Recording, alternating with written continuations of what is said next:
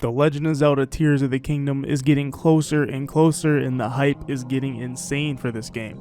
I know those first few trailers weren't really doing it for a lot of people, but this final trailer has really changed the game in my opinion. There's so many aspects to be talked about when it comes to Tears of the Kingdom just based off this one trailer alone. But one aspect that you've probably thought about but not for too long is the bosses of Tears of the Kingdom and the enemies. I think the Tears of the Kingdom bosses will break us.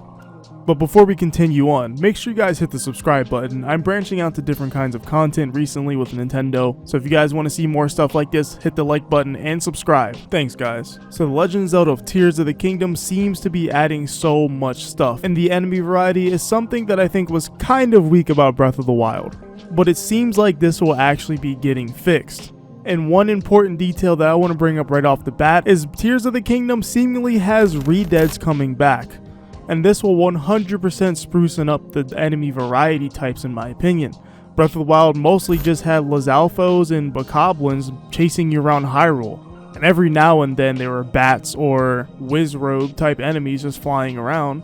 But more often than not, you were going to run into Moblins, Bokoblins, or Lizalfos. And in my opinion, after a while, it gets pretty dry dealing with all of those enemies almost non-stop. And the main way they kind of add more variety in Breath of the Wild is just by making harder versions of those enemies. I would still like that feature to be present in Tears of the Kingdom, but it just needs to be with more enemies. And it seems like this will be the case this time around, as this game is taking 6 years to develop, so I'm sure they can just port over a lot of the older enemies and adding almost twice as many enemies with this next game. But in this screenshot here during the Blood Moon segment, you can see a brand new type of Moblin or Bokoblin, and it looks really interesting. And it's even more pig-like in my opinion. It reminds me a lot more of the 2D Zelda games. There's just so many new enemies. There's construct bosses, flying enemies that carry other enemies, a giant cube tower, and even different versions of enemies we already know. I think this game's enemy variety is going to be quite insane.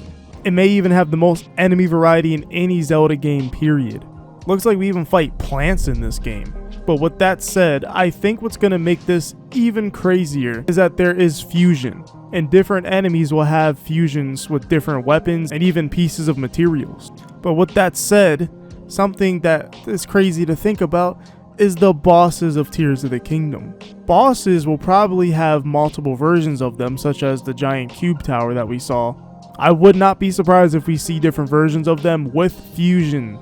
That would be pretty cool. Imagine a boss has one of those mushrooms that create the smoke clouds on its body, and you can shoot those with arrows and it can lose sight of you. And that could be a whole new mechanic for that specific version of the boss.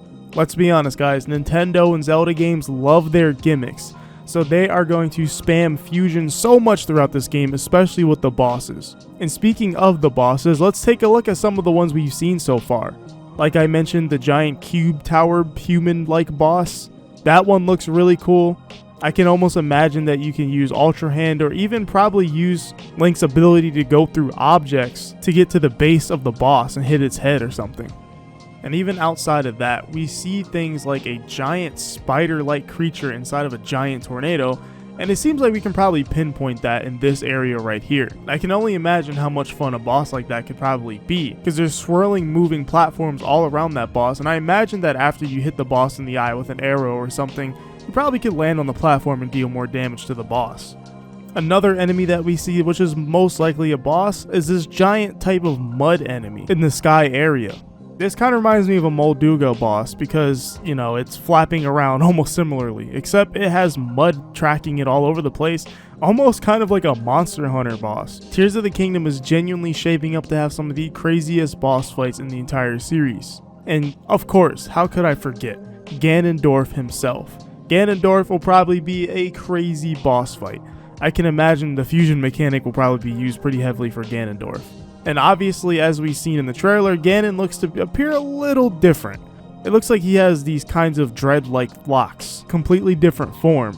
Or it could be Demise, but that's a theory. But overall, I'm expecting the Ganon fights to be a lot cooler than Breath of the Wild, as personally, I didn't enjoy Dark Beast Ganon that much, or Calamity Ganon, because I just feel like it was a little too what I wasn't used to, I guess.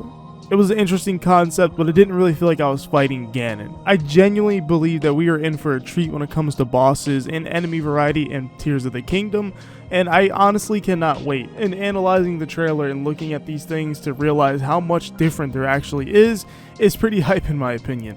And I hope you guys are ready for Tears of the Kingdom as well. I think the game is probably going to be a masterpiece and better than Breath of the Wild. I don't see how it just couldn't be. It's Breath of the Wild but with more stuff. But if you guys enjoyed this video, make sure you hit the like button and subscribe. And like always, I'll see you in the next one.